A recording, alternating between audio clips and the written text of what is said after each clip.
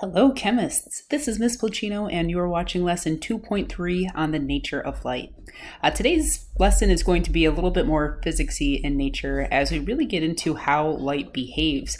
Specifically, does it behave as a particle or as a wave? You are definitely going to want a calculator for this lesson. Some goals for the lesson. There are a lot of them. Understand that light can behave as a wave. We're going to apply a formula. C equals lambda v. That's the speed of light is equal to the wavelength times the frequency. We'll spend more time on that as the lesson gets rolling. We're going to introduce you to the photoelectric effect, and you should be able to recall what occurs and what that says about the behavior of light. Specifically, that light will behave as a particle. There's a formula for light behaving as a particle, E equals hv. And you're going to be able to perform calculations using the Rydberg equation for energy transitions in the Bohr model. This is a lot. Really, the big things to take away are being able to use these two formulas. All right, let's get started. So here we have a picture of the electromagnetic spectrum, and light is a wave. Over on the left side, we have wavelengths that are extremely small. And as you make your way towards the right, you have larger wavelengths. We can see that frequency, very, very large on the left side, and gets progressively smaller as we move towards the right. The left side is dangerous.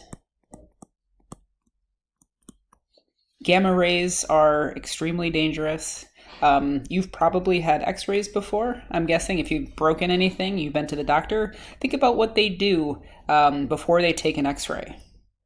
Yeah, they cover you with that lead shield, so they're exposing as little of your body as possible to radiation. And as we start making our way right, we get into infrared. That's kind of what used on remotes to like change the channel on TV. Microwaves, radio waves, not particularly harmful. There's this really narrow segment in between ultraviolet and infrared where we have visible light. So from about 380 nanometers to 780 nanometers, we've got the visible spectrum, and this is all the colors that humans can perceive. Really, the big things to take away from this chart is that light has an inverse relationship between wavelength and frequency. Short wavelengths have high frequencies. Large wavelengths have low frequencies. Okay. So here are a couple of pictures of light behaving as a wave. We have the top of the wave called the crest. The bottom of the wave is called the trough. And if we wanted to measure the wavelength of the wave, and we abbreviate wavelength with this symbol lambda, we would measure from crest to crest on two adjacent waves. So just the distance from crest to crest, and we'll either measure it in nanometers, this gets used very frequently, or meters. Ultimately, you end up having to convert to meters to use some formulas. If you want to talk about the frequency of the wave, V, you're really looking at how many waves pass a given area per second. So this is measured in hertz. If you look to see which one has the longest wavelength, hopefully you notice that that is wave A. If you look for the one that has the greatest frequency, well, that's going to be wave C. We get that inverse relationship again between wavelength and frequency. So it's possible to describe light's behavior as a wave through this equation, C equals lambda V. C is the speed of light. The speed of light in a vacuum is 3.00 times 10 to the 8th meters per second. For our purposes, light is always going to be moving at this speed. We know that wavelength is lambda, is either going to be in nanometers, nm, or meters. And finally, we've got frequency. We can see that in hertz or 1 over second, say per second. These are one in the same. When we go to use this formula, we need to make sure that our units match. For example, if you've been given a wavelength in nanometers and you know the speed of light in terms of meters per second, you're going to have to do a little bit of converting. So jot this down.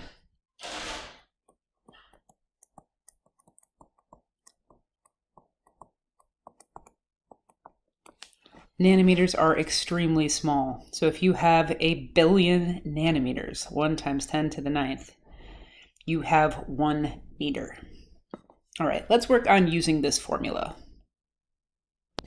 Okay, so I'm over in the practice problems right now, and I'm going to look at question number 1. We're asked to find the frequency of light in terms of hertz of electromagnetic radiation having a wavelength of 555 nanometers. We've got that conversion factor again. So as always, the first thing you want to do is write down the formula. The speed of light is equal to the wavelength times the frequency. Speed of light is a constant. It's always 3.00 times 10 to the 8th meters per second. And hopefully you'll see why I'm writing it like the units this way in just a minute. We're trying to find the frequency, but we do know the wavelength. Now the easiest way to convert out of nanometers into meters without having to like pick up a calculator or anything like that is to simply add times 10 to the negative 9th onto the end of the wavelength measurement.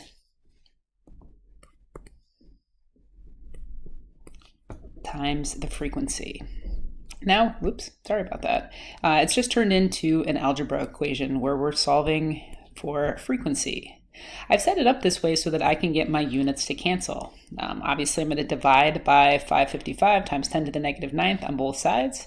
That'll allow me to cancel out meters. And I'm going to be left with an answer in terms of 1 over seconds, or per seconds, or hertz. So go ahead, take out your calculator. Be careful about how you enter these numbers into the calculator. If you're somebody who like pounds out, times 10, caret, negative 9, careful. You're going to need a lot of parentheses. Otherwise, orders of operation is going to like kick in on your calculator, and you're going to end up with some very strange answers. Assuming everything's done correctly, we'll go to the hundredths place. 5.41, times 10 to the 14th hertz. Okay. If you have the 5.41 correct, but then you have some crazy number for the exponents, it's how you're typing your numbers into the calculator. Be careful about that. It's worth learning how to make the times 10 sign without typing it out. But I'll let you kind of play around with that on your own. Let's get back to the lesson. So at this point in history, scientists are pretty comfortable with light behaving as a wave. They're using light to study how matter behaves, and they come across something that gets termed the photoelectric effect. And I believe Einstein was the first person to observe this. Before we get into the notes, I think it's easiest to kind of see it in motion, or see it in action. Here we have a simulation of the photoelectric effect, and just to kind of describe what's going on, we've got a piece of metal, in this case potassium, and we're shining a light on it. What scientists discovered was as the brightness of the light changes, they had initially thought that more electrons, that's these little dots, that they would be ejected. And to lose the electron, it needs to like completely leave the metal. It can't fall back towards the surface of the metal. So scientists would crank up the brightness, and they'd notice that it didn't really have any effect whatsoever. Didn't matter how bright or how dim the light is, certain wavelengths do not eject any electrons. Put the brightness back down. They found that at certain wavelengths, getting close, you can see that the electrons are going further, but they're still returning to the metal. At certain wavelengths, we can completely ionize and lose the electron. So we're shining light onto a metal, and the photoelectric effect has electrons being ejected from that metal. The wavelength is going to impact whether or not electrons are ejected. The brightness plays no role. So even as I increase the brightness, it's still having the same impact. I can decrease the brightness, make it a really dim light, and it's still able to eject the electron. This doesn't make sense from the perspective of light behaving as a wave. If it just behaved as a wave, we'd be able to use any wavelength, and changing the brightness would have an impact. So scientists kind of have to go back to the drawing board and rethink what they know about light. So just to get some notes down about the photoelectric effect. When light of a specific wavelength is shined onto a piece of metal, electrons are ejected. Not any wavelength will do, and as we change the wavelength, we change the color. The intensity or the brightness of the light does not matter.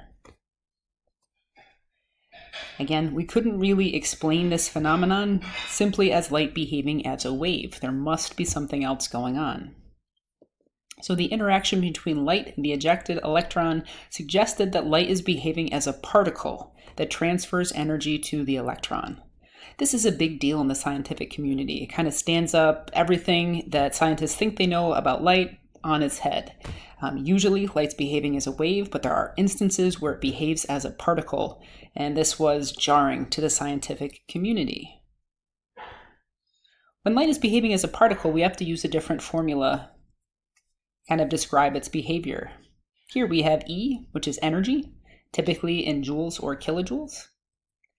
H is Planck's constant. This isn't a number you have to commit to memory. I'll make sure that it's provided if you need it. 6.626 times 10 to the negative 34th joule seconds.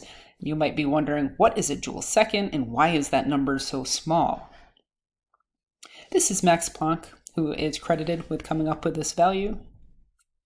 And it has to do with the idea that energy is quantized. And we talked about that in the previous lesson.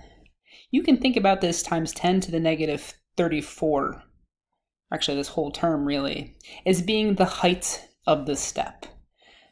If energy was continuous when it's behaving as a wave, we have every possible height. We've got the ramp. But since light is behaving as a particle and only certain wavelengths were able to eject an electron, we know that it's quantized. So there are limitations to what energy light can have. And you can just think about this term as being the height of this step. I know it's a little abstract to think about. And finally, again, we've got frequency in either hertz or per seconds. Remember, they're the same thing, just two different units. Let's try to apply this formula. Let's take a look at question number 3. What is the energy of a photon of green light with a frequency of 5.76 times 10 to the 14th per seconds, or hertz, again, whichever unit you'd like to use. Since we're being asked about energy, that should be a sign that we can't use the C equals lambda V, that we instead have to use E is equal to HV. We're being asked for the energy, so we're going to solve for E. We know H is a constant, Planck's constant, 6.626 times 10 to the negative 34th joule seconds. And we're told what the frequency of the light is. I should say the photon. 5.76 times 10 to the 14th per seconds. Again, I'm writing it out this way with the units just to make it a little bit easier to cancel them. Learning how to manipulate the units, called unit derivation, is going to serve you so much better than trying to just memorize the units for every possible variable. In this case, I'm taking joule seconds and multiplying it by 1 over seconds. So the seconds would cancel out. My answer, energy, should be in terms of joules, which makes sense. And now it's just a pretty straightforward math problem. Again, careful about how you enter this into your calculator. It's really easy to make a careless mistake and end up with some crazy looking numbers. I get 3.82 times 10 to the negative 19th joules. I mentioned it on the previous calculation, but if your coefficient is correct, but your exponent is off, it's all about how you are typing it into the calculator. Learn how to use your calculator. Hopefully by this point in time you understand that light can behave as a wave and light can behave as a particle. I want to tie it back to the structure of the atom. Again, the Bohr model really came to be by scientists studying how light and matter interacted. So we can take the wavelength, the frequency, and the energy of light emitted by an electron moving from a higher orbit to a lower orbit, and we can basically calculate what its wavelength will be, calculate what color it will be, the light that's released. When we're talking about going from a higher orbit to a lower orbit, or a higher shell or energy level to a lower energy level, we're talking about going from the excited state down to the ground state.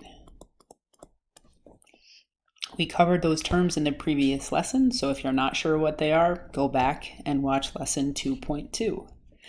Now, this equation is going to look kind of intimidating, but let's kind of talk our way through it. So you already know what this symbol lambda means.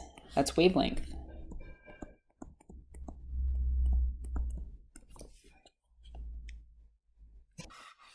The next symbol we get to is R sub h. This is the Rydberg constant, and it is 1.097 times 10 to the 7th per meter, or 1 over meter. Kind of a strange unit.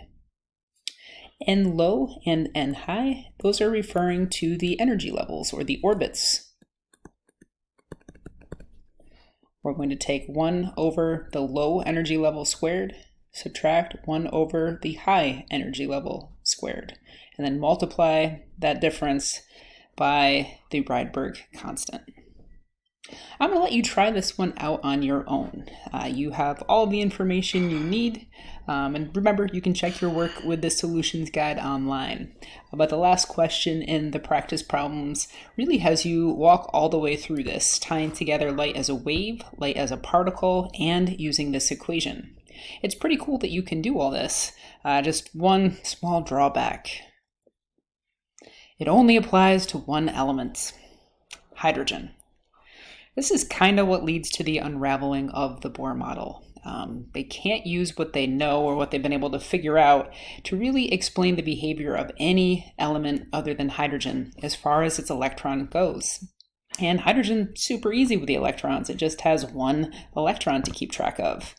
So while this is pretty neat to solve, scientists kind of come to the conclusion that the model of the atom needs more work. Just to get into the hydrogen atom a little bit more, if you're taking the SAT2, you might come across terms like the Lyman series, the Balmer series, and the Paschen series. Not a big deal, not really going to dwell on these for too long, but these are just different transitions in the hydrogen atom. The Lyman series, we have all of our excited states returning to the ground state, to the first energy level. That emits so much energy, it ends up in the ultraviolet section of the electromagnetic spectrum, so we cannot see it. The Balmer series has the excited states dropping down to the second energy level, so just to a less excited state, if you will. Those are the ones we can see. We can usually see a handful of lines from the hydrogen atom's spectrum. And then the last series, going from a higher energy level, dropping down to the third energy level, those are very, very low energy, comparatively speaking. So they're in the infrared section of the spectrum, and we can't see those either. So just kind of some trivia there for you. Okay, I know that was a lot of information to digest. Practice with those formulas. Be very, very careful about how you're entering things into your calculator. If you're starting to panic that the rest of the unit is going to look like this, don't. I just wanted to make sure that we've got some background on the behavior of light before we really push into our modern atomic theory. All right, chemists, thanks for tuning in, and I hope you found this helpful.